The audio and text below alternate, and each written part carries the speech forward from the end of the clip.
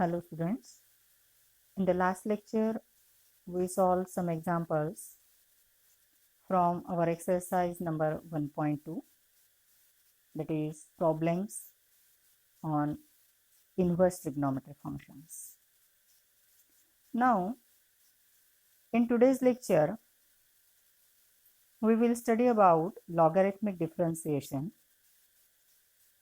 implicit functions and derivative of implicit function, parametric differentiation. So, first of all, we see the logarithmic differentiation. Now, sometimes we see some functions are very complicated to differentiate directly. That means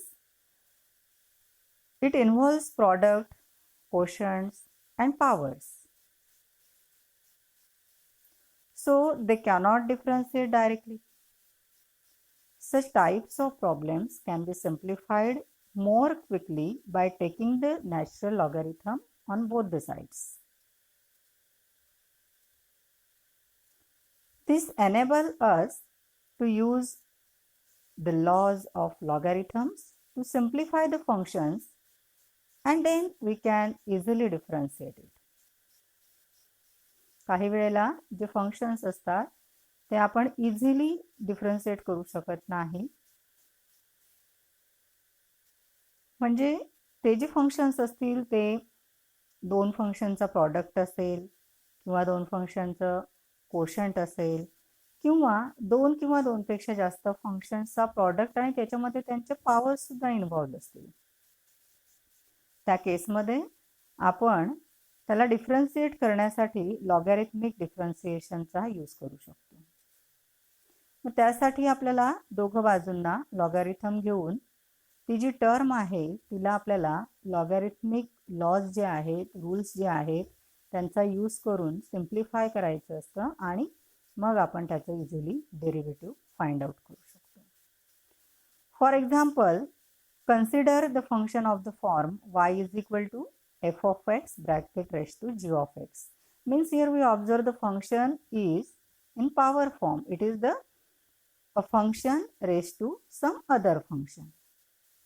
Now we cannot be differentiate it easily. That depends on the function, nature of the functions. But we can easily differentiate it by taking the logarithm. So first we take the logarithm to both the sides and we reduce it to the simplest form. It becomes now log y is equal to log of f of x bracket raised to g of x. By using the logarithmic rule, this RHS becomes g of x multiplied by log of f of x. Now we can easily differentiate both the sides with respect to x. In the LHS, derivative of log y is 1 upon y multiplied by dy by dx, and in the RHS there is a product of two functions in x. So to differentiate RHS we use here product rule for differentiation. That means d by dx of uv. Now the next part is implicit function. Now before discussing the implicit function, we see what is meant by explicit function. There are two types of functions, explicit function and implicit function. Now we see some functions can be easily represented as y is equal to f of x. That means y is some function of x. In this way we can easily represent a function. Or we can represent x as some function of y. Okay. Or we see the another form, x is equal to some g of y. That means here y can be represented only in terms of x, or x can be reduced only in terms of y. Such functions are called as explicit functions. But sometimes we cannot easily reduce y in terms of x or x in terms of y. then in such type of function we called as implicit function. So see now the definition of implicit function here. If an equation in x and y is given, but x is not an explicit function of y and y is not an explicit function of x, then either of the variables is an implicit function of the other.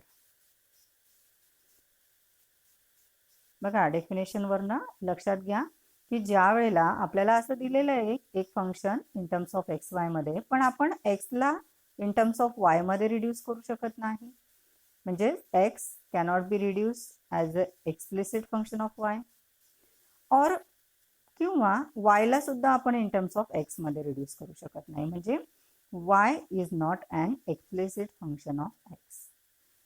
Then either of the variables is an implicit function. मग त्यावेळेला हे जे दोन functions आहेत हे काय represent करतात, तर implicit function represent करतात of each other. Generally this implicit function is represented as in this way, function of x y is equal to 0. Okay. Now, to differentiate such type of implicit function, we remember two things here. First one is differentiate both the sides of equation with respect to x. दिलेलं जे काही equation असेल त्याच्या दोघं बाजूंना आपण with respect to x ने differentiate करणार, because here we consider x as the independent variable, so we differentiate with respect to x, treating y as a differentiable function of x. आपण इथे डिफरन्शिएट करताना असं कन्सिडर करणार आहे की y हे फंक्शन ऑफ x आहे. Okay. Second thing is collect the terms containing dy by dx on one side of the equation. हे जे इक्वेशन असेल त्याला डिफरन्शिएट केल्यानंतर दोघं बाजूंमध्ये जे dy by dx च्या टर्म्स असतील त्यांना आपण एका साइडमध्ये आणणार, एका साइडला आणणार आहे, and solve for dy by dx, आणि मग त्याला आपण dy by dx साठी सॉल्व करणार. In this way we get the derivative of the implicit function. Now see the parametric function. Now in the 11th standard we see what is meant by parametric function. Now we see that we will study in this standard the derivative of parametric function. Now here I consider a parametric function x is equal to f of t and y is equal to g of t.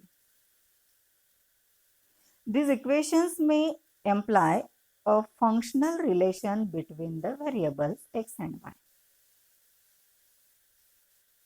Given the value of t in some domain close interval a to b, we can find x and y. बघा काय म्हटलेलं आहे, equations आपल्याला दिलेले आहे की x is function of t and y is again some function of t. आता हे जे दोन इक्वेशन्स आहेत यांच्यामध्ये काहीतरी रिलेशन असणार आहे इन टर्म्स ऑफ एक्स वाय मध्ये. That means here we get some value of t in the closed interval a to b. We can find values of x and y for these values. Now we consider one of the example as x is equal to a cos theta and y as a sin theta. Now we observe here x and y both are some functions of theta. Means here we observe these are the parametric function. Now we see what is the relation between x and y here. If we take the sum of the squares of x and y, means if we take x square plus y square, then see what we get. The functional relation between these two functions is x square plus y square is equal to a square cos square theta plus a square sin square theta. If we take here a square as the common part, we get a square multiplied by inside the bracket cos square theta plus sin square theta. But we know cos square theta plus sin square theta is 1. So we get the value of x square plus y square is equal to a square. Now we observe this is the equation of circle. x square plus y square is equal to a square is the equation of circle with radius a and center at the origin, which represents the equation of a circle of radius a with center at origin. And the domain of t is, here instead of t, we must write here theta. The domain of theta is here close interval 0 to 2 pi. So we can find x and y for any t belongs to close interval 0 to 2 pi. Okay. Now we see one theorem for this parametric function.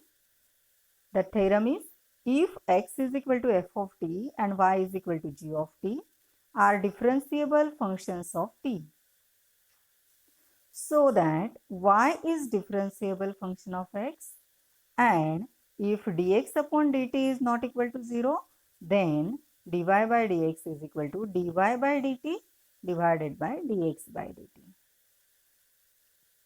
Now here we have to given that x and y are some function of t, and our aim to prove here y is differentiable function of x and its derivative is given by this formula. So for that, consider what we have to given. So given that x is equal to f of t and y is equal to g of t. Now we let here a small increment in the value of t, say it is delta t. Then delta x and delta y are the corresponding increments in x and y respectively. As delta t, delta x and delta y are the small increments in t, x and y respectively, such that delta x is not equal to 0 and delta t is also not equal to 0. Both are non-zero here. Consider delta y by delta x is equal to delta y by delta t whole divided by delta x upon delta t. Since here this delta x upon delta t is non-zero because both the values are non-zero, so obviously their ratio is non-zero. Now we take here the limit as delta t tends to 0 on the both sides. So taking the limit as delta t on both sides, we get limit delta t tends to 0, delta y by delta x is equal to limit delta t tends to 0, delta y upon delta t divided by delta x upon delta t. Now as delta t tends to 0, delta x also tends to 0. So we change this limit delta t tends to 0 to delta x tends to 0.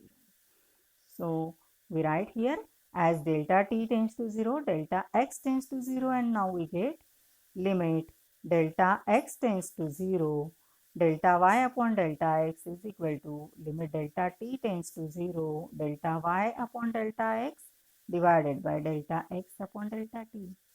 We call this as relation number 1. Now we have to given x and y both are differentiable functions of t, that means their derivatives are exist and they are finite. So since x and y are differentiable functions of t, we have limit delta t tends to 0, delta y upon delta t is equal to dy upon dt, and limit delta t tends to 0, delta x upon delta t is equal to dx upon dt exist and are finite. We call this as relation number 2. Now if we put this relation number 2 in relation 1, hence from 1 and 2 we get limit delta x tends to 0, delta y upon delta x is equal to dy upon dt divided by dx upon dt. We call this as relation number 3. Now we observe in this relation number 3, the limit on the RHSs exist. And since limit on RHSs exist and both the sides are equal, so obviously here limit on LHS is also exist and is finite. And therefore I write here the RHS of 3 exists and is finite implies that LHS of 3 also exists and it is finite. and therefore we get limit delta x tends to 0, delta y upon delta x is equal to dy by dx. That means here we prove that y is differentiable function of x. And if we put this value in equation number 3, therefore from equation 3 or equation 3 becomes dy by dx is equal to dy by dt divided by dx upon dt, where dx upon dt is not equal to 0. Hence here we get the proof of this theorem. Now this is about today's lecture. Now see you again in our next lecture. Thank you.